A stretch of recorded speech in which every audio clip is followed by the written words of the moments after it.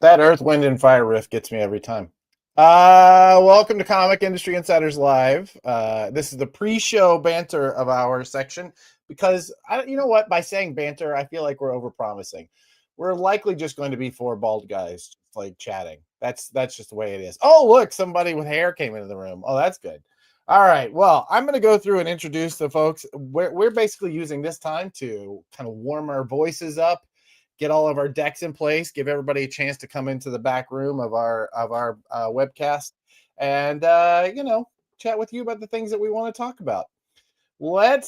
Being the people that I want to talk about, let's start by adding to the stage Mr. Blake Morgan. See, he had no idea if you were coming up or not. I started with Mr. and then I decided. That's funny because I did first comment right when you brought me in too. The vibes are good. Let's go. All right. What's up? All right. How's everybody? Question of the day. Is it a coney? Is it a hot dog? I don't know. I know like at Sonic, that's where I always heard them called conies, but they also call them chili cheese conies. So is it like if it's a long dog? Is that what maybe that Chad, can you help us out? All right. Mr. Keith Davidsen going to be giving us a presentation later today. All right, buddy. Coney, hot dog. Where you're in San Diego? Is there a thing? I don't even think I've ever heard of a coney. So that's a new thing. Yeah. Keith doesn't even like mac and cheese. You can't trust him. No, I love mac and cheese, man. I love it. I just didn't think it was a staple of Thanksgiving, at least where I live. I get you. All right. Our producer Kyle is in the back room. Producer Kyle, I wanted to bring you in so that you're lined up underneath Blake because you two are just in like cosplaying each other today. Yes. Coney or hot dog? It's a coney if you're within 5 miles of I-75 from the Canadian border through the Ohio River. Everywhere else, it's a hot dog. That is a very specifically Detroit reference. That is a very specifically Detroit reference. Man, that's really interesting because I was just telling you, and I really enjoyed the Lowdown, which I don't know if you guys have watched, but it takes place in Tulsa, Oklahoma, and they refer to them as conies. So I don't know if that's what that is or not. I mean, maybe you're right. It is geographic. Canadians, do Canadians have a problem like this? You know, Brian, is this a thing that happens in Canada? Do you call hot dogs like something else that we don't know about? Well, I have the benefit of being less than 2 hours away from Detroit. So I've always heard of them as so a coney is specifically, it's like a chili hot dog with onions and mustard, right, Kyle? Yeah, and if you're fancy, cheese. Yeah, well, if you're fancy. Right. The same way that like a Chicago dog has like a, I don't know, a whole dill pickle. With Gardenia and yeah. Like I always wondered what, like there's Sam's Coney Island and Bob's, like there's all these restaurants in the Detroit area called something Coney Island. And that's all they sell is like, and it's like a bean-free chili too, right? Like it's a St. Louis style chili. Mm-hmm. I get shamed for making no bean chili, and now my family's on it too. Fiber. Adam. Now my family's like, "What's your problem with fiber, Blake?" Yeah, it's a great question. Yeah, I'm so glad I told you guys that story. Well, you know, my dad, growing up in Texas, my dad was very clear that if it had anything but chilies and meat in it, it was bean soup.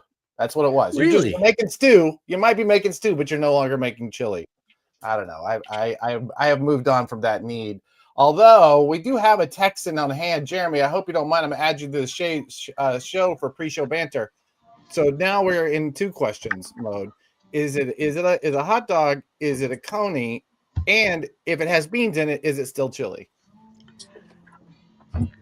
I'm not a chili person. Oh. I'm also not a native Texan, so that's a good point.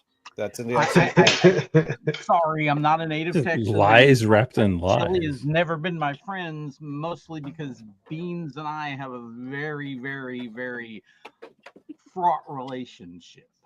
Gotcha. All right. All my employees are laughing in the background, by the way. By fraught, they mean they get the brunt of that fraught relationship. I understand. Yeah, kind of. Yeah, Uh-huh. yeah. They are the kids in that dysfunctional marriage. All right. Speaking of dysfunctional kids, and someone who I'm certain has, yes, Megan, this is the Food Network show. This is Hot Dog Industry Insiders Live. Oh, I'm stealing that. I'm stealing it. We are rebranding Blake's Buzz, ladies and gentlemen. I'm adding someone who I'm absolutely certain has strong opinions about everything that we just said, Mr. Gabe Yoakum. I'm over here boiling like a hot dog, going, what are you guys not letting me in and talk about hot dogs? What is this? So yeah, to Kyle's point, I had never heard them called conies either until I started dating a woman from the Detroit area and eventually marrying her. And then I got over here and discovered the delightfulness, the delights of the Coney Island and the Coney Island restaurant, right? To Brian's point, there's Leo's Coney Island, there's American, there's Lafayette, there's there's 30 or 40, I'm sure, easily different blank Coney Island restaurants all over the place in Metro Detroit. You can't throw a rock and not hit one. Your mileage may vary, but it's all basically Greek style stuff, right? They're all Greek owned restaurants for the most part, and just to back you up, Blake, no bean chili is the only acceptable chili. Interesting. I love it. I just think it's better. I know it's kind of like Sloppy Joe's. Well, here's my problem with beans is textural, right? I wish I could enjoy a bean. I can't eat a gritty ass bean. I can't do it. I'll eat a hummus. I'll eat a hummus all day. I love hummus, yeah. But like I can't eat a bean. You're just getting the wrong beans. I was about to say, you got to learn to make beans, my friend. I'll teach no, don't get me wrong. I want to, but find me a way to ingest beans where I don't have to deal with that texture. I'll eat them at every meal. Slow cooking is the key. Yeah. Slow cooking is the key to making beans. All right. This is very strange. You know what? It's funny. Whenever you have like meetings like this, all week long, we've been talking about Thanksgiving and what everybody made for Thanksgiving. I just realized if you really want to get people talking, we're just talking about what it takes to get a creator talking for an hour. Get them talking about food, man. Everybody has opinions on food. Why are we talking about comics? We could be doing food programming. You just ask, what is the best sandwich you ever made? And I guarantee you everybody has an answer to that. What's the best sandwich you ever made? Right? Jeremy. You can make more money in comics than you can in food. That's actually true. That's very true. You can lose more money in food, though. This is a good moment to say, in about 7 minutes, we're going live with the actual show where we're going to talk about how your shop can be making money with back issues if you're not already, and why you should, right? It is one of those pieces that really could make your entire business that much more profitable. And we're going to have several experts, including Jeremy, to talk about how those, what those decisions are and what those kind of policies are you need to break in. But, honestly, I don't know that I trust the guy who eats the same Jimmy John sandwich every day. I really don't. That might be the part of the problem here. It is. You certainly can't make money with old food. So that's a great point. Okay. And yes, there's Jeremy for a minute. Yeah. Jimmy John sandwiches are really easy to carb count because they're all standardized. So, like, as a diabetic, it's handy to have that regularity. But when they added garlic butter, to be able to toast the bread with the garlic butter and then get your sandwich, so it's the same carb count, but they added more flavor. It took it to a whole nother level. Okay. All right. And again, to continue the food talk, the only time Gabe is going to be more steamed coming in is the day we decide to talk about Detroit-style pizza versus the rest of the world. And look, start talking about I love Detroit-style pizza. versus... I'm a Chicago guy through and through, and I love tavern style. I love deep dish, but once I got introduced to Detroit style pizza, it's going to be hard to pull me away. It's a whole other thing. You know what? I am actually going to have. I live in New York, and when I leave New York, I miss the pizza first, right? That's the thing. When I think about Texas, it's barbecue and Mexican food. When I think about California, it's tacos and their style of Mexican food. But man, and obviously New York is about pizza. But man, Detroit style pizza, this is not messing around. That might be my favorite slice of pizza. That crunchy edge is just it's a little slice of heaven. It truly is. That's a man who would know. Mm-hmm. Dirk Manning going to be Have showing up. Dirk, what's up, buddy? Yeah, man, there's a guy here locally, a guy named Nate's Pizza, in Brooklyn, rather, not locally. I live on Long Island now. Who makes a Detroit style pizza, like several different pop-ups all over town, and man, is it good. Oh. Well, now I want pizza. I was in Indianapolis when somebody finally explained to me that Detroit style pizza is actually a variation on Sicilian style pizza, which is a variation on something. And it's like, listen, just give me a Jets pizza or a Buddy's pizza or one of those and just shut up and let me die in a corner, please. If you want to get real cheap and dirty, the new Little C's Sicilian pizzas, they're not bad for $5 a pop. Like it's I mean, you'll hurt later, but like it's worth it. It's worth a little gut pain, you know? Like it's just $5. $5 goes a long way. The Little Caesars. No one paid me to say hot and ready, baby. But right on the corner. We down are the looking street. for sponsorships. Right. If Little Caesars would like to sponsor Comic Industry Insiders, we'd love to talk. We're open to it. In fact, we can help you with sponsoring lots of things all over comics. Their headquarters is a couple of miles away, so maybe I'll just go knock some doors. I like that. I like the sound of that. Yeah, you know what? Nona Squares. There is Megan. You really should be. I know that you're somewhere today, but I will say that there is a spot locally that does Nona Squares that are like this close, but not quite there. They're delicious, but they're not quite Detroit It's the Detroit pan style. It's the pan. It's all about the pan. Yeah, and it's kind of a deeper lip too that has so that like gets more surface area for that kind of sharper edge. That's the word I'm looking for. Crispier edge. You can kind of get away with it with a cast iron pan, but there are stainless steel or blue steel, carbon steel, like hard edged pans that give you that real straight edge. No, this is blue well, steel. and you got to not clean them that well. Yeah. Well, it's like cast to iron. get the real flavor in, like. You know, cast iron. Why would you take flavor out of your cast iron? What are you doing to yourself? No, I'm talking about the pans you use for Detroit style, like the blue steel cast or the, you got to not clean them that well. Like they got to be like, you got to be turning and burning pizzas to really get that crust just right, where it just tastes a little bit burnt and makes you feel a little bit sick, but then you feel good after. Does anyone else see absolute red when their family members put their cast irons in the sink and you just walk into the kitchen and you go, why is there water in my cast iron? Why is there water in my cast iron? I had a family member who would she would put water in the cast iron and then leave it on the counter to soak. No. She nearly didn't make it. I will say I'm in Long Island. We have about a minute left, so I want to tell this very strange regional pizza story. There's anytime you're at any party here in Long Island, the only question that it gets everybody talking is what is the best pizza in Long Island or in Huntington rather. And one of the favorites is a place called Little Vincent's, hole in the wall spot, mostly oven. Right, a few booths that have been there since since 82, 83, I think is the last time they remodeled the area. But man, this place is hopping all hours of the day. And the number one drunk item they sell is cold cheese. Cold cheese slice. Yes.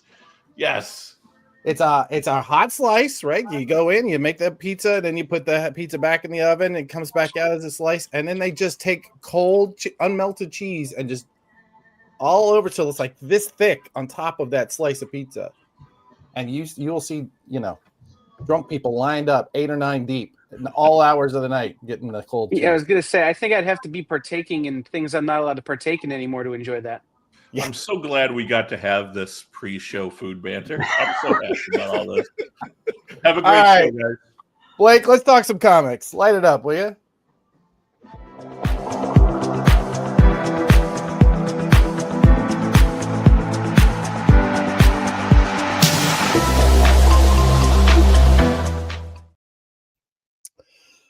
Yeah, he just caught me coughing. That's okay. It's Comic Industry Insiders Live, everybody. It's Tuesday. You just opened your boxes and you opened up the Facebook, and then suddenly there are people talking about pizza and hot dogs, and now you're hungry. So welcome aboard. This is a weekly show where we talk about the behind the scenes things that are happening in comics. We try and dig deep on the things that affect your business in comics, whether it's your comic shop or your publisher, publishing company, whatever it is. We want to make sure that we are covering that. My partner in all of this is a man who is not only a comic book retailer himself, but also has the largest and fastest growing POS system, not actually a POS system, in comics. Friends and neighbors, Brian Garside. Do you ever watch The Good Place? Oh, yeah. The character that the AI that always says not a robot. Yes. Not a girl, sorry, not a girl. That's how I feel whenever somebody says not a point of sale system. Not a POS. But yeah, I appreciate it. Yeah, I get it. Listen, you're something better. You're something different. You're something different, not extra, better. Different. Right? Yeah. You're like that extra. You're like the cold cheese on top of a pizza. I used to be a POS. Used to be a real POS. It's good stuff. Good stuff. Yeah, it's been a week. So you guys had a holiday last week since last I saw you. Yeah, we sure did. Man, I don't know. I tried to go Canadian and it got really that was a little Midwest. Canadian. Yeah, that was a little bit. It was Thanksgiving was good. I go basically what I do is it's like a 4-day ADHD focus on food. Mm-hmm. Where it's how do I feed all these people, making like 4 or 5 different dishes. This year I nailed the mashed potatoes. Nice. If you really want to get into that, I can talk about that. But 4 or 5 different dishes. And then the next 3 days are about how do I repackage, freeze, and or reuse all these ingredients that are left over so I don't have to throw them out. Yeah. So I had turkey chili today, and yes, they had beans in it. So, all right. Yeah. All right. Yeah. Thank you. That was just, and those were just the small little snippets of the things I personally had touched. But I've since been making a lot, and since then. But yeah, it's I don't know. I think it might be my favorite holiday. It is the food holiday. Yeah. Okay. All right. All other holidays are about other stuff. Yeah. I just think turkey is one of the top 10 worst proteins on the planet. But we only have to eat it once a year, so. It's how you deal with it, my friend. True. It's how you deal with it. My turkey this year turned out really excellent. And I could talk turkey as well. But and turkey. Because there's like all these turkeys everywhere. We had like an 18-pound turkey that we got for free. I mean, it wasn't the great quality turkey, but still, it's a ton of protein. Yeah, that's true. Yeah, anyway. What are we doing today? Are we talking about comics? Oh, yeah, that's right. Yeah. We're going to talk about actual comics and actual cash, like how comics retailers can be making more money, how they can be controlling their profit, and how all of this means better interactions with their customers. I think it's one of those things. Is it like this secret that for comic shops that a lot of comic shops don't do, and you kind of famously haven't. Like you have not been really interested in back issues, right? Yeah, well, I mean, part of it is I don't have the space, and part of it is that it's a different kind of thing than what I really want to cultivate in terms of a business. Like I'm looking to build a high-end bookshop that also sells like art and art supplies and that kind of stuff. And I feel like when you go that way, you're almost, and I don't want to say this derisively, but it's a little more like antique shop, right? You're kind of heading down that antiques and collectibles shop, and I get it. I get. Yeah, I cannot wait till all of our guests file in, and you call them antique shops. I know. This is going to be a great segment. So stick around for that. Oh my gosh, we are building the next big thing in comics right now. GetComicPreviews.com. If you go there, you'll actually be redirected to Comic Previews where you can sign up and get on our waiting list for when our eventual tools get released. There's some bugs on there right now because it's in pre-release, but we've got those bugs all solved, and a bunch of new stuff is going up this week. I just gotta like coordinate time with everybody to get everything launched. But things are coming along. Looking good. I just saw our subscription tools in QA this week, and I was just like, these might be the best subscription tools anybody's ever done. There's right on. Cool concepts in here. We'll talk about those offline, you and I, at some point. But yeah, I'm super excited about this. This is probably the most fun I've had in this business in at least the last 5 years. It's the first time where we're like aiming for something to get ahead of it instead of catching up to a thing that's already happened. And so I'm super, super excited, pumped about what we're doing. Excellent. I'm really looking forward to it. You know, I think it might be time for us to do another deep dive interview on our long form podcast, so we can kind of run through all of it, right? I'll tell you what, as soon as we get the customer facing tools live and we've got some people using them, then I'm gonna be super excited. And that little number behind me is the number of shops we currently have with Managed Comics, but that number is going to change the number of customers that we're serving through comic previews and Managed Comics very soon. Blake, that make number that bigger. Like let me see that number. What is that? Make no bigger. Don't flip us. Make Blake. There we go. 363 right now. 363. 363 stores. Awesome. That's correct. Yeah, and it's like last time I checked, it was like 65,000, but I think it might be closer to 75 because I've realized that I did some math wrong. So yeah, it's a lot of customers, which is pretty exciting. That's fantastic. Well, we actually are going to be talking about something about that very soon, specifically in the Prana Bullet, which is our weekly email newsletter that we send out that wraps up the entire week of comics. It gives you all the headlines that we think are going to be important to your business, your career. And we are going to be adding something new this week, which is it's re-adding something that we had previously. This is market share and sales data from the comic shops themselves. So we have relationships with Brian at Managed Comics. We have a relationship with Django, who is going to be on here in a little bit talking about back issues, but he also is part of Comic Shop Assistant. Between them, just under 500 stores, and my guess is we're probably in the neighborhood of over 100,000 consumers. Allows us to get some data that's really interesting, both on the pre-order side and on the actual sales data, which means that we're going to be able to talk about very specific market share issues. This is the first time this next slide has ever been shown in public, so this is a bit of an exclusive. And I wanted to make sure we flipped to this card here on the show before the newsletter, because for the very first time, DC leading Marvel. Yeah, not for the very first time, but I would say it. I cannot find, going back at least a decade or two, I can't find another time when they were leading as hard, right? I mean, not as hard. They're really basically neck and neck, but they're just a fine hair more market share there. So, yeah, and I mean, anecdotally, it makes sense. Just looking at my own store, like our DC subs tend to be higher per title. And it's pretty on par with the number of titles that Marvel and DC are carrying right now. There just seems to be more buzz with DC right now, which means, like, I swear Marvel's got something up their sleeve at some point. There's got to be something happening. I mean, they're bringing in some heavy hitters. They're going to figure this out. But this is the first time. Usually what happens is Marvel leads just by nature of the number of SKUs they put out. Yeah. Right. So the number of different covers that they put out makes all the difference.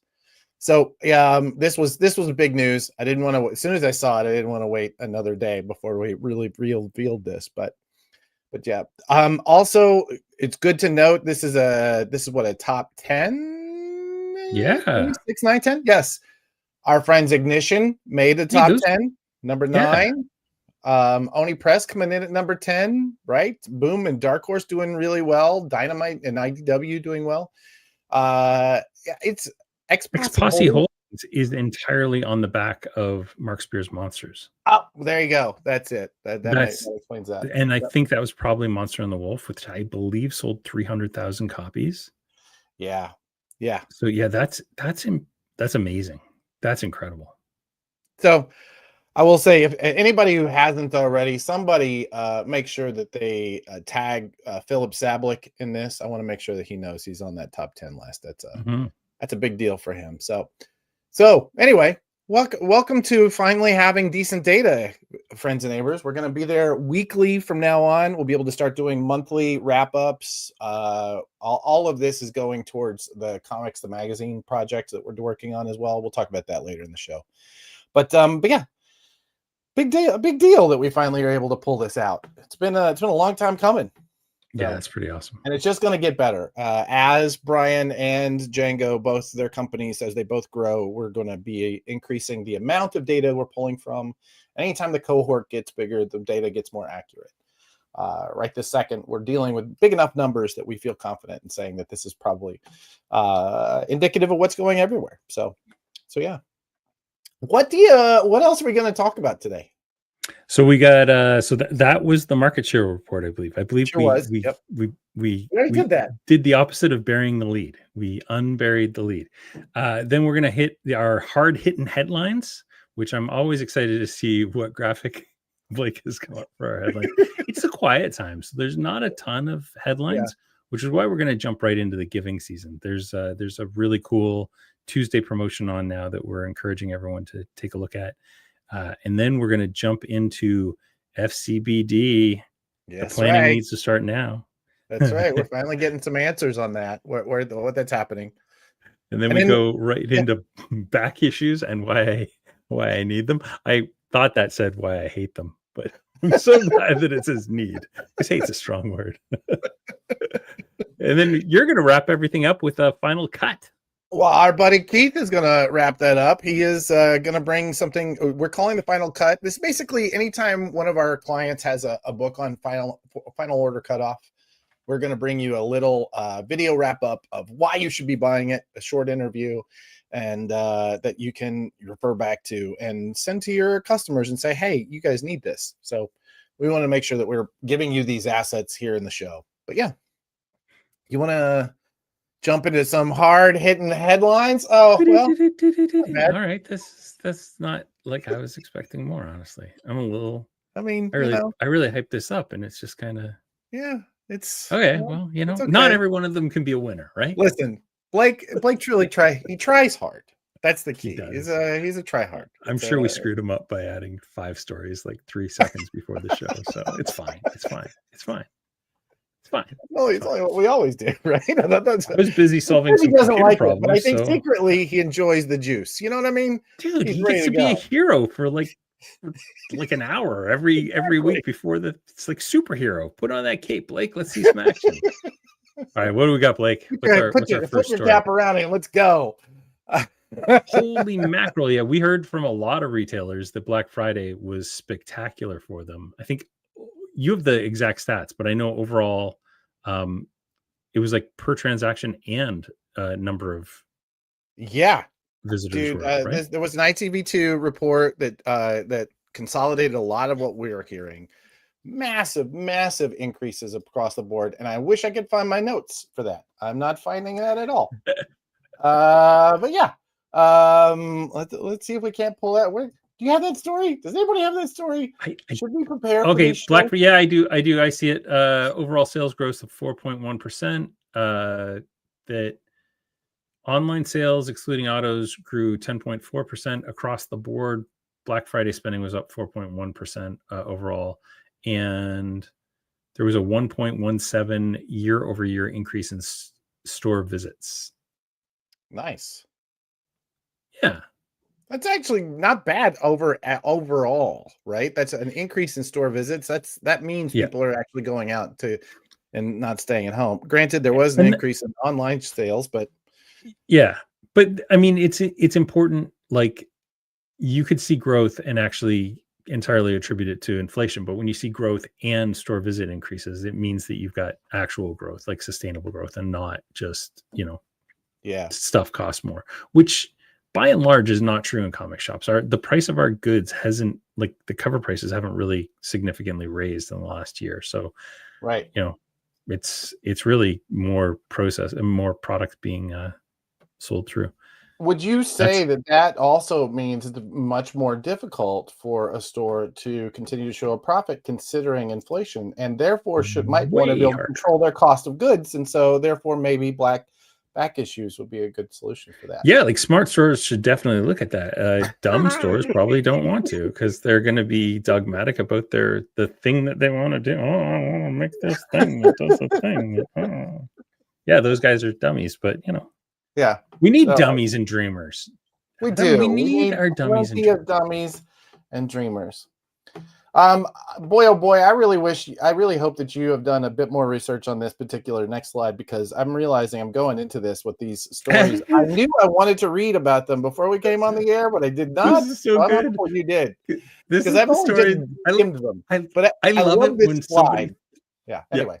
When somebody throws somebody else under the bus, I love it. When it's me that gets thrown under the bus, I love it a lot less. It's just funny because you're asking me to talk about this story, and this is the one that I said, I'm not sure if we want to touch this one, but here it is. But yeah, that's great. That's great. Yeah. So there was a boycott on, I don't even want to say this because I'm Canadian, but I do not speak Francophone. Angoulême. Is that what it's called? Angoulême? I've always said Angoulême. That's how everybody I know says it. Okay, fair enough. So there was a creator boycott and a withdrawal of publisher support and the loss of public funding after there was an incident in the 2023 event and other accusations of mismanagement. I think that the president also resigned, and so now that they have no authors, they have no publishers, and they have no money, they are not doing a festival this year. So hopefully they will resolve their issues and it will come back. But yeah, it's not looking great. I pronunciation guides. I appreciate you. All of you in the chat trying to teach us how to say it. You're sweetheart. Angoulême. Yeah, I don't know. I think it's remarkable that this kind of thing could take down the third largest show in the world, right? This is not a small, I've never been, but I've heard so many stories about it that essentially takes over this entire town. There are all of these different exhibits in storefronts and hotels and every venue that has open space that becomes part of this comics festival. The idea that you can just shut this down with something like that is blowing my mind. That's part of why I wanted to talk about it, and really should have done a bit more reading. Yeah. I can't even find the actual accusation. So yeah. That's. Oh, look at that! Not exactly sure what happened. Skirt. Yeah. Not I know. Great. I know what the accusation is. Oh, let's hear it. It's essay. The R word.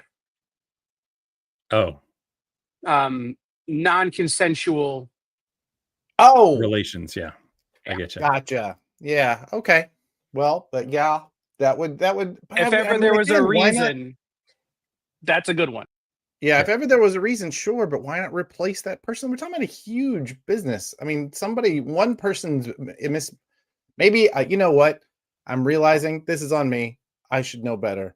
We can move on from this story. Yeah, I don't know. You never know exactly what kind of mismanagement there was. But yeah, we don't. Let's jump into the giving season. I'll flush from that. All right. So the giving season, yes. So once again, this is a time of year where we give to each other. And honestly, businesses are looking for how much do I really want to be giving in profit to taxes? So how much can I donate? How can I make the world a little better with some of these profits? This is the time of year where we're all looking to make the lives of those who need it a little better. And we wanted to take this moment to highlight a few of the charities that we find value in, and one of which that is really struggling because of the shift from Diamond, which was surprising to us. But Hero Initiative, one of our favorite charities, is a charity that contributes to creators who are in need, usually older creators who are, dealing with their kind of post-career. They did not invest in places that had pensions. They made comics for us instead. And so it is our way of giving back to some of those creators who need that. Also, Jim McLaughlin, who runs that, does a really wonderful job of reaching out to publishers and saying, hey, this guy is struggling. Can we get him some work? Somebody maybe hasn't been working in a while. And yeah, fantastic. Jim, who came out of Image and did a whole bunch of stuff at Top Cow and ran Wizard Magazine. Anyway, it's a really wonderful, wonderful charity. Bink, we've talked about Bink a lot on this show, and we'll continue to talk about Bink a lot on this show. They are running a match too right now. So if anything that you contribute, we'll get a double match. So you put in $100, $300 are going to Bink, right? Yep. That's incredible. It's an incredible opportunity to help people. Yeah. That's in conjunction with Macmillan Publishing, I think, right? Right. Exactly. And so Bink actually does support comic shop employees and bookshop employees and anybody who makes their living in our space and really needs it. They are the absolute best. So you should be contributing to them. We've talked about them before, but the one we wanted to talk about, also not on this slide, I want to always talk about the Comic Book Legal Defense Fund. They are an incredible charity that helps out with basically law bills for people that are dealing with censorship issues, stores that have come under fire because of censorship. This is becoming a bigger deal right now, and they definitely can use your help. But the one we wanted to bring up, the one that we found interesting, Megan, who's on our team, is a big supporter of theirs, has worked with them several times. Comic Books for Kids, which is a charity that really does provide comics for kids in need. And one of the things that they used to get, one of the things that they were able to do is work with Diamond to get books that were maybe on storage at Diamond and were being destroyed or being, pulped or something. They would take those as donations and make sure they got distributed. So because with the loss of Diamond, they're not getting as much product, and so it's a big deal that they are not. They could definitely use your help. I know we have a link in our private chat. If you guys want to drop that into the main chat, that'd be great. Yeah, but yes, ask Blake to drop that in for our giving season. Please do go and find some way to make our world a little bit better with the little bit of extra that you might have left over this year. So, yeah, awesome. Yeah, I know at the at Comics Pro too, at the annual Comics Pro event, there's always an auction where proceeds go to Bink, and it's so great to see the amount of money that we raise. So give. I'm a little embarrassed by the things you'll see in the background here that came from that auction. So there you go. Because it's very often who I'm bidding against, almost as much as it's what I'm bidding for. Oh my goodness. Get dark. All right. This is our blind item. So this is not something that has been it started off as a blind item, which basically means it's not attributed to anybody, but it is a rumor that's going around. But as we started digging in, we found out that there is quite a bit of structure already has been announced to at least the stores involved. Free Comic Book Day is a go coming from our friends at Universal. Yeah, they've actually taken over the Free Comic Book Day page. And actually, I was reading, there's an article called Get Ready for Free Comic Book Day that came out November 1st. And in it, they actually say, new for 2026, we're inviting local hobby and board game stores to join the celebration too. While comic shops remain the heart of FCBD, this expansion means even more places to discover great stories and connect with your community. And if you know anything about Universal, you know that is definitely one of their MOs for why they wanted to get in the comic game to begin with, is they want to just get comics in more places. Angela's very, very passionate about that, and I love that. Yeah, absolutely. And I don't think they've done really what we would consider an announcement yet. So these things do go to the website I think check in if you are a Universal account, check in with them. I know that Lunar has a plan that they are looking to reveal, that they are working. My understanding is working with Universal on this one. This one goes into the rumor side of this, but they're working with Universal to try and coordinate and make sure everybody gets covered. Same for PRH. So they're doing their best to make sure that everybody is playing nice this year, and then who knows what's happening next year. But this year we're at least going to have a free comic book day. Publishers are going to be able to participate. Retailers are going to have product available, and we'll be able to keep things in the first Saturday of May, right? The way that it has been for, I don't know, 30 years, long time. When was at least 20. I think it was like, wasn't it 2025? Yeah, 25. Yeah, this was 2026 is supposed to be the 25th year of Free Comic Book Day. I remember because it was going to be my first 1-year anniversary of being a retailer, and it was going to be on May 1st. And I thought we were going to have a big event where we were going to give away free comics. And then suddenly there was a worldwide event called Free Comic Book Day. I'm like, okay, well, I guess we're not doing our anniversary anymore. So, yeah, and that was 25 years ago. Crazy. Damn. That's wild, eh? Wow, look at I know, that. right? Gray. Yes, it was July 4th 1 year. And then, what's interesting is that the history of this is when they were trying to decide what day to put this on. It was, my understanding was Jim Valentino was in the room and said, well, there's going to be a Spider-Man movie. Why don't we do it then? And then who knows if the big superhero movie was always on the first week of May because it was this, or it was because of the big superhero movie. But then the year that it was the 4th of July was because there was a big superhero movie release on 4th of July instead. And I mean, who knows? Who knows how this is going to play out? But it is one of those ongoing questions. For sure. It's always made a lot of sense too. Like why wouldn't you tie the superhero movie release to the weekend that people are already getting pumped up to go to comic stores? Like that just it was great. It makes some sense. It also makes sense to have synergy day on the calendar too, Yeah. Rather than being beholden to the, I don't know. Well, that's going to be an interesting see how that plays out now that there are different players and different stakeholders. Yeah. All right. I just love the first Saturday in May concept. It's just it just sticks in your brain every year. It really does. Brian, you hate back issues, right? Why? You hate. My understanding is that you don't like to make money on. You want someone else to decide how much money you're going to make. All right. I worked in comic stores in the 80s and 90s, right? So I actually purchased collections off of people, and I remember that every time that I would open up a collection, my allergies would go crazy just from the mold and mildew. They just do. And all of the phrases that we use around comics, back issues specifically, do not appeal to me.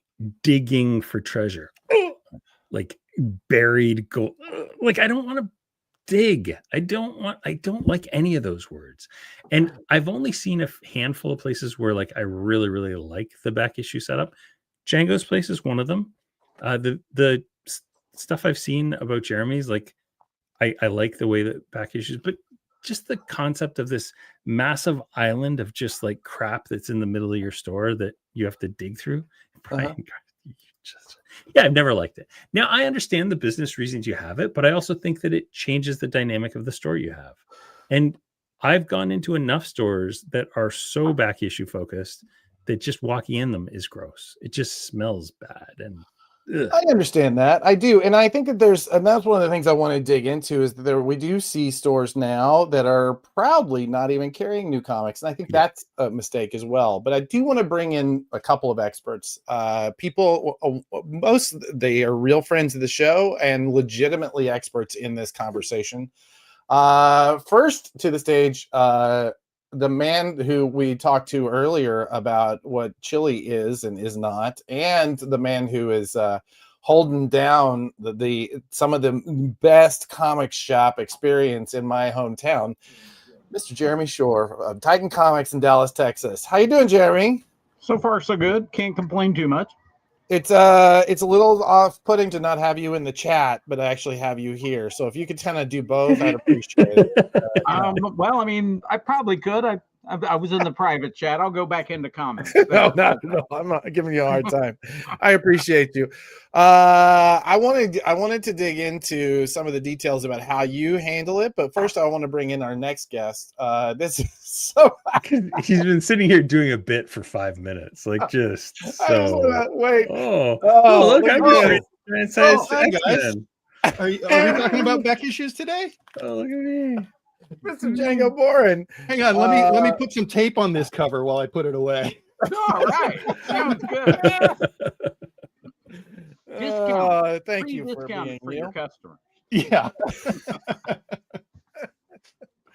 So I wanted to take a moment. We wanted to get into this because we have seen in the past, comic shops are on a rise, right? Just generally, we're seeing that in the data that we're getting from you and Django and you, Brian. We're hearing from the stores that are doing well. We're hearing that, kind of generally speaking, comic shops are doing incredibly well this year because we have good product generally to sell, right? But one of the things that keeps happening as I talk to comic shops is that I start to see a trend of these stores that are saying, I'm not seeing that increase, right? Yes, I'm seeing some increases on single issues, but maybe I'm losing them on graphic novels. And when I look at them, one of the primary things I see is that they don't really focus in on the idea of back issues, right? The idea of this interaction with the customers that allows them to bring product in and really define what the markup is. So I wanted to start with both of you. Jeremy, let's start with you first. One, what kind of a year are you having? And two, how much of that can you attribute to back issues? Well, according to my accountant just got done doing November, and we're 20% up over last year. 20% up over last year. How long has Titan Comics been around? 30. We're about to hit our 35th anniversary next year. 35 years this store's been around, not counting the previous incarnation, right? But you asked Titan Comics, I went ahead and just skipped over Phoenix. Yes, 20% on a 35 year. You had a year over year. That we don't see that in other businesses. Right? It is lunatic. Yeah. Yeah. And how much of that can you attribute to back issues? Well, I ran my numbers, and back issue sales are right at 25%. 25%. Wow. Now, to put that in perspective, new comics are 36%, and collected editions are what? Hang on, that's 18%. So so you well and above. You essentially went well above your graphic novel collected editions, right? Well, it's yes. Though several things, and I have this conversation with people on a routine basis, and several things about where I'm at geographically set this apart enough that I can't simply say, "Oh, my store is awesome." Yeah. Dallas Fort Worth has 15 million plus people that I can draw from on a regular basis, and there's conventions that get held here in town at least one a month and sometimes three. And I've been around long enough. Generally speaking, the people who get drawn in from miles away, pick a number of miles, it doesn't matter. If they're really seriously looking for back issues, they end up at my store at some point. They may only be here for a couple of minutes, and they may be looking for that one issue, or they may just call me and say, "Hey, do you have whatever that issue is?" But I draw those people in from those shows, not every single time, but certainly consistently enough. I certainly have enough people say to me when they walk in the door and I don't recognize them, "Oh, I'm in town from Arkansas or Oklahoma, and for the show this weekend, and I couldn't find what I wanted, so everybody said come here, and here I am." Gotcha. But there's also a lot to do with back issues, and I know I understand the goal to talk Brian into carrying them. I am historically speaking the guy who says that's cool and all, but it's a lot of work. I have 3 dedicated employees that's all they do. And there's me. I'm the one who prices the comic. Okay. Now, could I give that away? Sure. But I have too much fun so far. So I haven't given that one away yet. They're talking me into it. But yeah, there's a lot of time and a lot of effort. But I think that the more time and effort that you're willing to put into having a comprehensive back issue selection that's organized, priced, graded as needed. Now, graded, we can have a long conversation about grading as well. Sure. In my store, if it's $10 or more, I put in my Jeremy grade on the comic, so you at least know if I think it's a very fine or near mint or good or poor or whatever the grade might be. And pretty much if it's $8 or lower, I'm just going to put a price on it, and you decide if that's worth your spending the money on. But again, it's all part of a consistent system. And that's one, when I go to other stores and look at their back issue selections, the number one problem I see is there's the consistency with how they present their back issues, how they price their back issues, how they grade their back issues. It's just not there. And if you can't present a consistent picture of what you carry to the people coming in with money in their hands saying, I want to buy that giant size X-Men #1 that Django just put tape on the cover. No, you didn't. Don't worry. It's all right. It peeled right off. It's still pretty glossy. Okay, good. Glad to hear it. But you know, people right now in particular, people want to spend money on back issues. If you don't have an inviting environment that does it, it's not just about a clean, well-lit, organized, friendly, welcoming place like a comic book store should be, whether you carry back issues or not, in my humble opinion. But that has to extend to your back issues. If you've just got stuff in boxes that's just horribly organized and stacked on top of each other, and people give up in a hurry on that stuff. Nobody wants to crawl around on the floor and bang their head on tables or ask how much it costs. Back issues. Or ask how much it costs. That's we've seen that a lot. But I've also seen, retailers in our comments say, well, I'm a small store and I just don't have the time. Otherwise, I have to price it at the register. And it is a conundrum.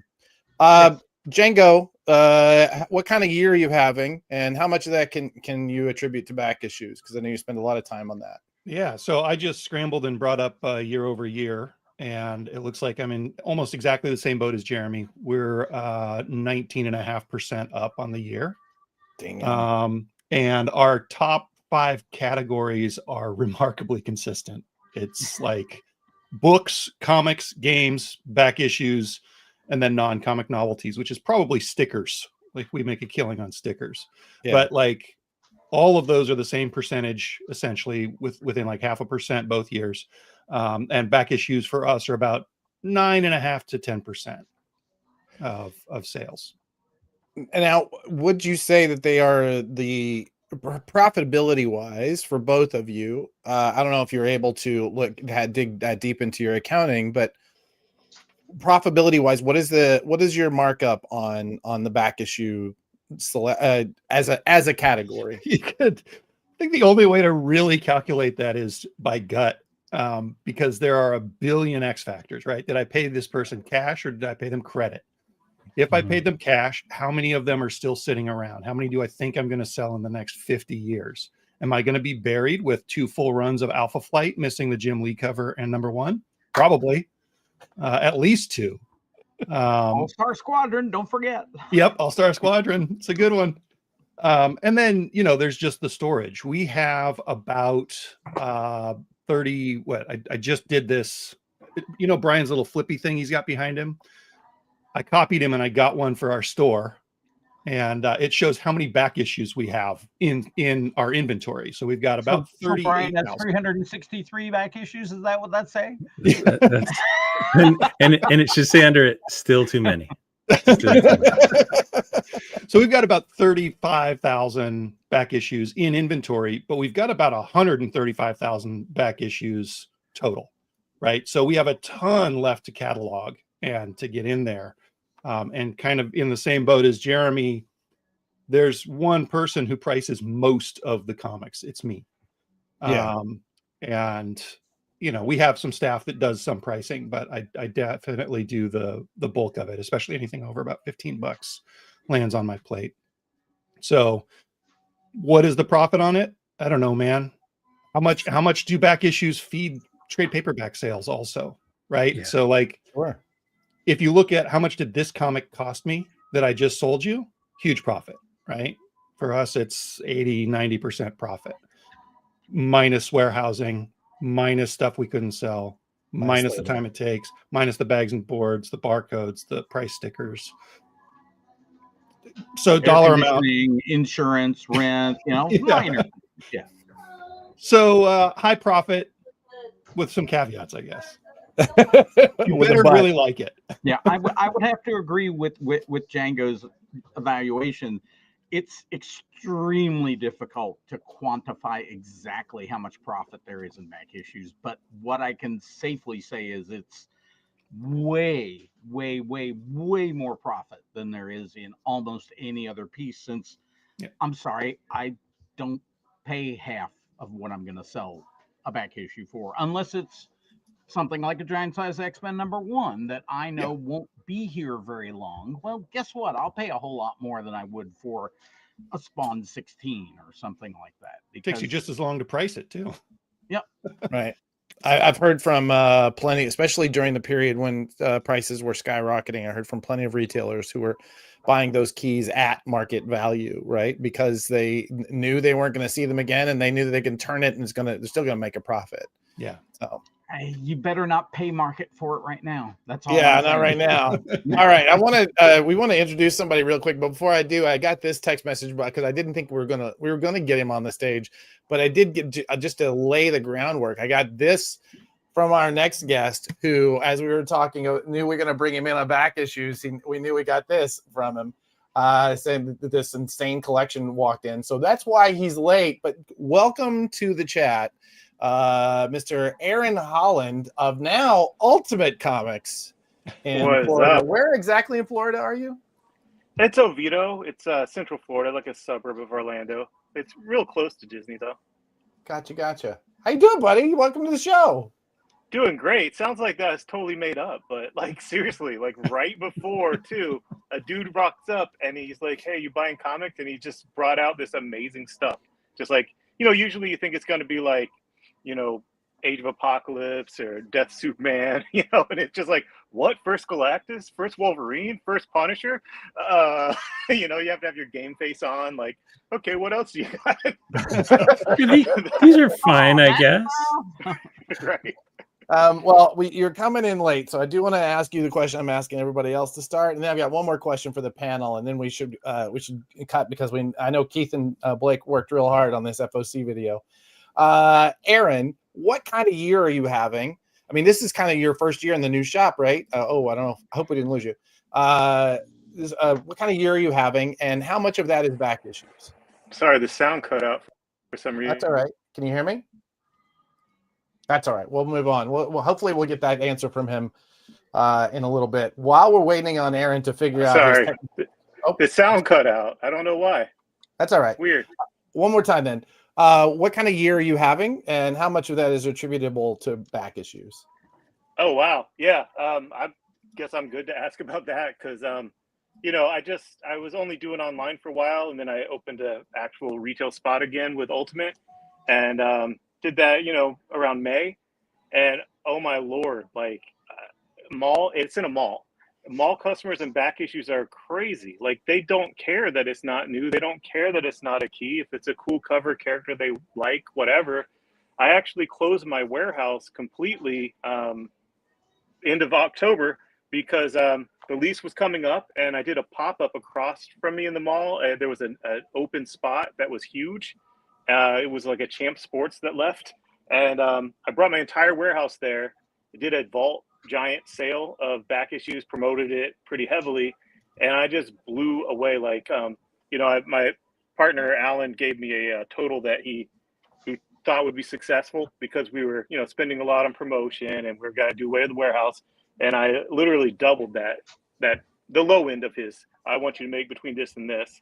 So back issues have done extremely well, and I think part of it is my location, but part of it is that there's so much negativity from customers, that are lapsed customers, about new stuff and the prices of new stuff, and the direction of new stuff, that back issues is such an easy sell. There's not like, the no isn't there. They're just like, oh, cool, I remember this, this is cool. And I think we're selling over, I would say about 30%, if I factored in that sale, higher than that, but probably about 30% of our sales are back issues. And it's good because I had so many of them. Three things I take away from that. One, you're selling nostalgia, which is huge right now. When you look at our top 10 list of all the books that are selling, they're all nostalgia based. Two, you're talking about, obviously you control your markup in that you control how much you're spending. But three, you're controlling also the pricing, right? You can, if people are saying the cover prices are too much, all these have to do is come in under that, because you know how much you're spending. I think that's a fascinating piece that you just did. All right, so again, I don't want to spend too much more time because we do have some other stuff, but I'd love to hear from all of you, because you all also carry new comics, right? And one of the things that we see, especially from people that have, there are a lot of people on YouTube and other places that are that are comics retailers, but they're only focusing in on secondary market, right? They don't carry any new comics. If back issues are so good, and frankly, who knows why Brian hates them. If back issues are so good, why bother with new comics and subscriptions and all of the specialized software that you need? Why bother with that? It's an ecosystem. You need it all. It all feeds each other, and somebody doesn't just like back issues. Somebody can like back issues and Absolute Batman, and they might want trade paperbacks for themselves or for a family member. Right. You need it all. I mean, I think a lot of the reason that so many comic stores are seeing success this year isn't necessarily just the comics. We've all had to diversify in the last few years, and that diversification lets you sell more of that when this starts to flounder. And it also means that everybody who discovered you because you had this thing knows where to go when Absolute Batman drops, right? Yep. They're already comfortable and they're already familiar. While Aaron answers that phone, Jeremy, why bother with single issues? Why bother? Ooh, well, because that it brings the people in over and over and over. The regulars show up, they buy their comics, and many times they will pick up that novelty item, pick up that trade paperback, go say, I've been wanting to get that run of whatever, and that I'm missing issue 17 of that run. Let me go see if he's got it. Oh, look, it's there. That kind of thing. And it's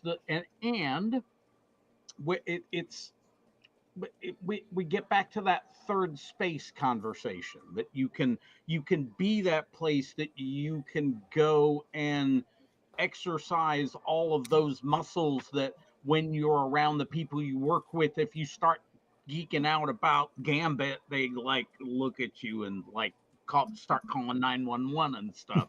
and where here we can actually carry on a conversation about that sort of thing and give you some. And if you've really got somebody like Gambit or who is less exposed than Gambit, we can go, hey, if you really like that, you might try this, particularly if it's a writer or artist combination. Ed Brubaker comes to mind. There's lots of stuff that you can recommend that's very Brubaker-ish, that aren't always obvious and accessible to people who aren't involved in the conversation.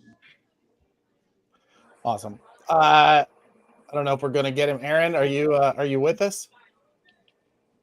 Aaron? Okay. I think the main thing though is like, don't sell back issues unless you're into it. I know we all wanted to convince Brian to sell back issues, but I feel like I've already planted enough seeds of sabotage in his life by encouraging him to sell new comics. We don't need to add back issues to that. Yeah, Brian, have we convinced you? We have not, probably, and that's probably a good thing, right? That's okay. Yeah. Carrying back issues is an investment in both time and effort and money. It is non-trivial, and you have to decide what fixtures you want. You have to decide where they're going to go. You have to decide what organization you want to put on it. There's just so many extra little bits on that unless you have a plan in advance. I didn't really have a plan in advance. I kind of grew into it, but that's one of the things about having done it for decades is, you know what? I made so many mistakes in the middle of doing that, but I kind of like where I'm at now, and we're continuing onward. And Brian, if you do decide to start doing back issues, I would strongly recommend you talk to people who whether it's Django or me or anybody else, talk to somebody who's got some practice in the back issue market, so you aren't sideswiped by things. Yeah. Well, yeah, there's like an entire, I was never super great at grading. And I feel like that's one of those things you got to be good at, or you got to bring in somebody that's good at, if you're going to really jump into that. Get Conan to help you. Market.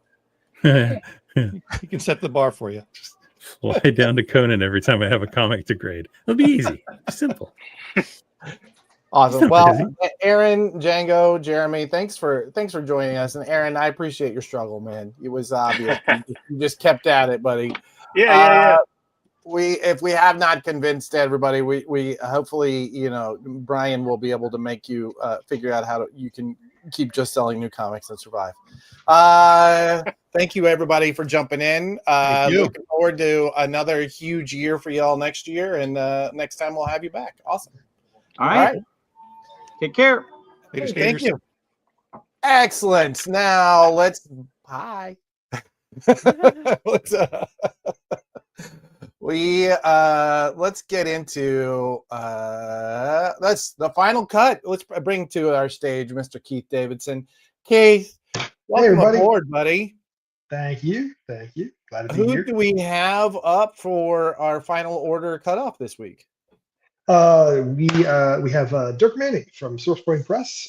He's talking about his project London After Midnight, which is the original graphic novel. It's available now from Lunar and Universal, which is fantastic. So it's got a great expansive reach in the direct markets. Awesome. And yeah, it was a really, really insightful interview that I had with him. So let's let it roll. Let's roll it.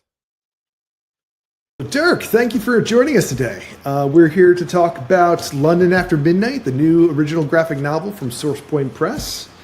Yeah, there it is. This book right here. Let's start at the beginning, because while London After Midnight is a new graphic novel, it's a story that goes back a century. Yes. Why don't you tell us the history of London After Midnight and the mystique that surrounds it? Yeah, man. London After Midnight, I think if you look at any list, people are going to identify this as what is easily one of the most sought after and famous and, dare I say, infamous lost media of all time, right? This is the lost Lon Chaney classic, London After Midnight, the first ever American portrayal of a vampire in cinema. And again, I'm going to hold up the cover again. Even if you don't know the name London After Midnight, you know this image of Lon Chaney as the Man in the Beaver Hat. It was destroyed in a fire many years ago. For all intents and purposes, no one alive has seen this film, and Chaney Entertainment got a hold of me to bring back the story as a graphic novel adaptation so that people can finally see what a cool story this is in graphic novel form. So now you set the stage for the historical importance. Let's meet the players. What's the premise of London After Midnight, and how does Lon Chaney's famous The Man in the Beaver Hat fit in the mix? I don't want to give it away. No, I'm just kidding. No, basically the setup of the story, it's interesting. And Ron Chaney, who, again, I want to give huge credit to, he's the one that really kind of drove this whole project. I just adapted the screenplay he provided. He talks in the beginning in his foreword about how this is kind of a love story, it's kind of a murder mystery, it's kind of a horror, it's a little bit of everything. But the basic premise is it's about a daughter and a son whose father commits suicide, allegedly, dun dun dun, and their estate then falls to the family best friend, who then inherits the house and inherits the estate and everything like that. And without giving too much away, some things start to unfold. The detective gets involved. He feels that maybe there's something unscrupulous going on. And then things escalate when a vampire and his bride move into the old house.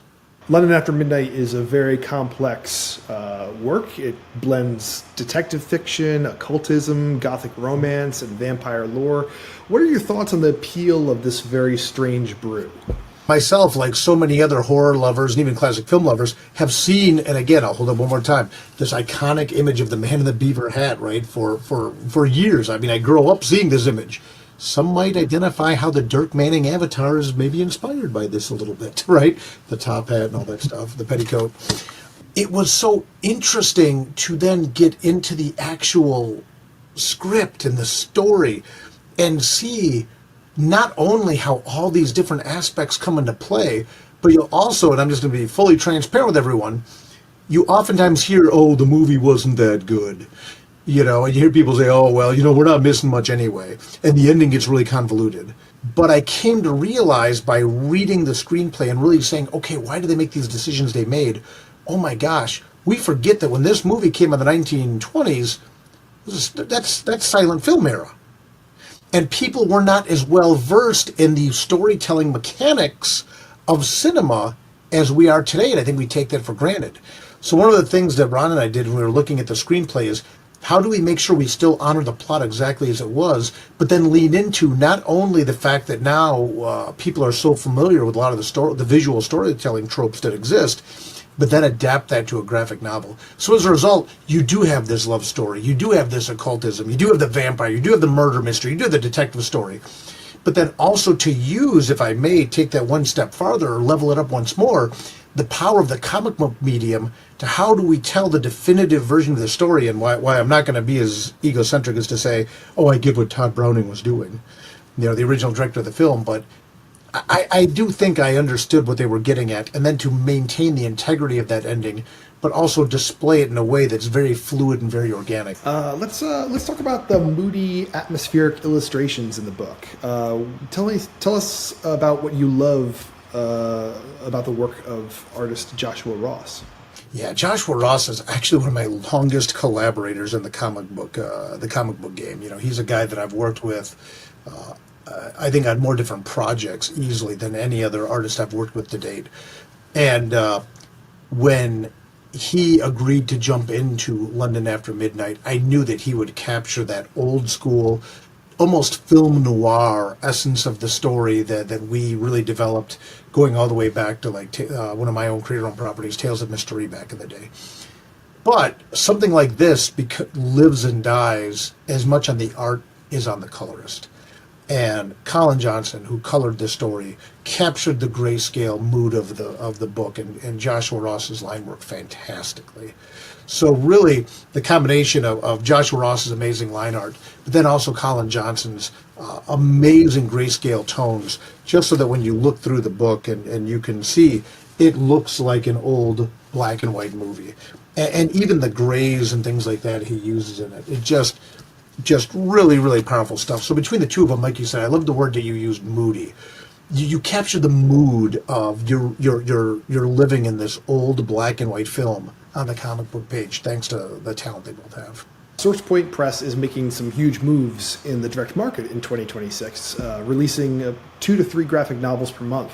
What does it mean to you that London After Midnight is the first title to lead that charge? You know, one of the reasons that I wanted to lead with this is because SourcePoint Press, I think historically, has always been known very much as a publisher of horror and pulp.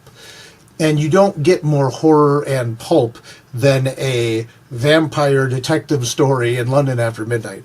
And to be honest with you, I was almost torn, like, do we lead with London After Midnight? But ultimately, London After Midnight is a Cheney Entertainment creator-owned work. I think this was a perfect representation, a perfect encapsulation of what to expect from us. High-quality work from a very high-quality, talented creator in Ron, and then combined with a really great artwork from Joshua Ross and Colin Johnson. I mean, to me, this was like a no-brainer. Do you have any words that you'd like to express to retailers who support London After Midnight and the new graphic novels coming out from SourcePoint Press in 2026? I know SourcePoint Press, for the most part, went away for a while in the direct market. We also recognize that there's a lot of retailers that have really shown a lot of love to SourcePoint Press, and have expressed a lot of excitement about us coming back. We are coming back in full force. We are coming back full steam ahead. We are coming back with a very deep slate of books. And one of the ways that as publisher, I wanted to help pay this forward to 2 of our retailer friends was with a very easy pickup, a very identified book. If you file your graphic novels facing forward, your horror people will know this image. Right, and then we combine that with our partners at Lunar, and our partners here at Prana, who helped us provide a free preview PDF at the Lunar website and things like that, where you can see the quality of this book.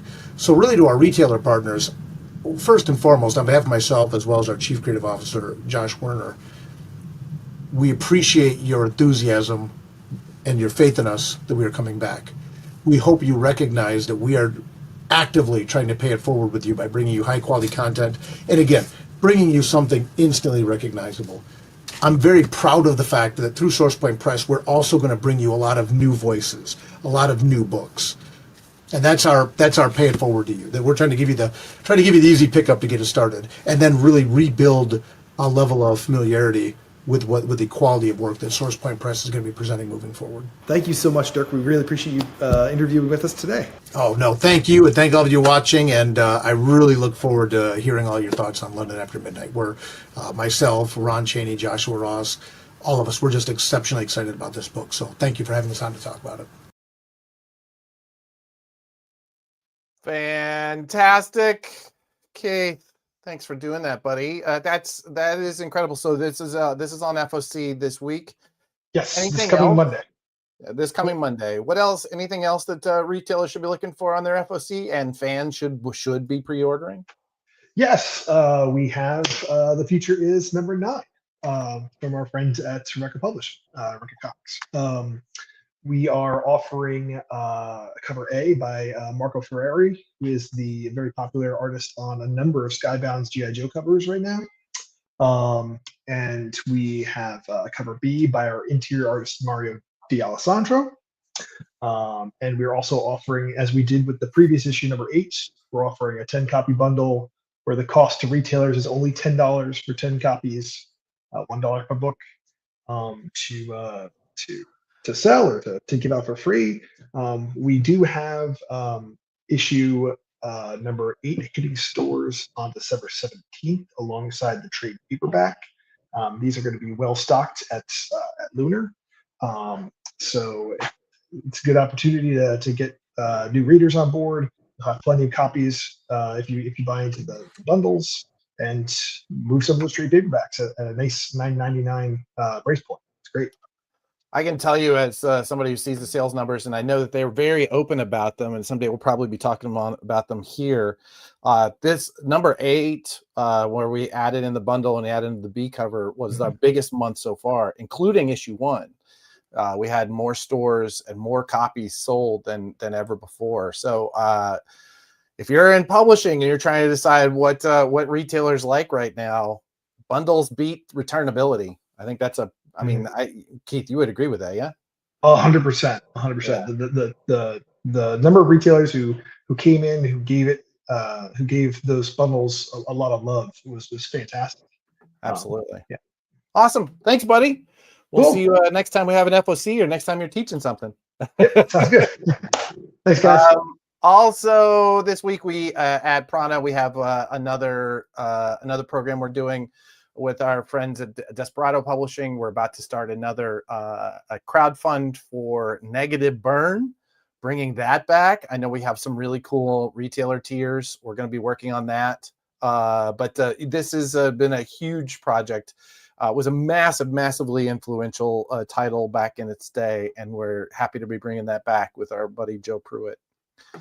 We're running a little over. What should we be doing on the webinars? Well, tell us about this stuff. What you're talking about right now kind of reminds me that we have the functionality in Managed Comics where we could actually add a PDF preview to your product page on Managed Comics. So if you're a publisher and you want to see those PDF previews where customers can actually see them, so obviously don't give us the entire issue, but if you got 6 or 8 pages, we can spotlight those on the actual product page, and we can definitely talk about that. So hit up help@managedcomics.com or QR code this QR. Also, Managed Comics is doing webinars. So this Thursday at 3 p.m. Eastern time, we'll be doing a webinar for anybody who wants to come and learn about Managed Comics. Excellent. One last thing before we go. We are working on, this is a project we've talked a lot about on the show. We are working on a magazine that will be in shops in March. Consider this your not last call, but we're getting real close to last call. If you are an advertiser and you want to be in front of 25,000 plus consumers every month in comic shops where they buy comics, this is really a good place for you to be stepping in and getting your message out. We're working hard to build something that works for the entire industry and also gives us all a place that we can get in front of consumers and do the work of promoting the books that we all work so hard on. So thank you for giving us yet another opportunity to talk about that because it's coming up. It's something we're incredibly proud of. And man, it is coming up fast. I can't wait. Wait. I'm so excited about it. Boy, if we get the cover approved that we want to use, it's going to be hot. It's going to be hot. When does solicitations would be like? We're submitting next week, actually. So we're submitting metadata next week, and then I'm not sure when covers and such go, but soon. Yeah, it's happening really quick. Probably be for the January solicitations because that's for March product. Yeah, January for March. Yeah, wow, that's exciting. That's really exciting. Do you want to flip that metadata to me before Oh, I got you. Go live. Django now. Give it a once over and. All right, we'll get that. I think Keith will probably put you on that, right? Oh no, Megan, you're listening. Let's make sure we get these guys the meta. Get them the details, the deets. All right, we went a little bit over, but good show. Really good show. This was fun. Yeah, I'm not convinced, but you know what? I like that people want to convince me. We just want you to be successful, buddy. Much of the same way we want everybody working in this. But anytime that I can volunteer Django for anything just 100%. Means that I slow him down just a little bit. It's like hobbling a horse, right? You tie their legs together so that they can't get too far away. That's what you two are like in this weird sack race where you're pushing each other back occasionally. Yeah. Oh God. Yeah. Oh man. Yeah. All right. Thank you guys so much for listening in while you go about your Tuesday tasks. Shops everywhere. Many of you were reaching out even during the show to give us information about back issues. We'd love to have you on. So make sure that you check back in with us and let us know. And if you're buying comics, thank you. If you're selling them, if you have a shop, if you're working at a shop, you're working a counter and you sweep that floor every day, thank you. If you're making them, my God, thank you. And if you're publishing them, seriously, you're doing the Lord's work. If you're a distributor, I think we all learned how important you are. So Brian and I would like to officially thank every single one of you for saving comics this week because, man, does it need it. Absolutely. Awesome. Get out there. Save comics, every one of you.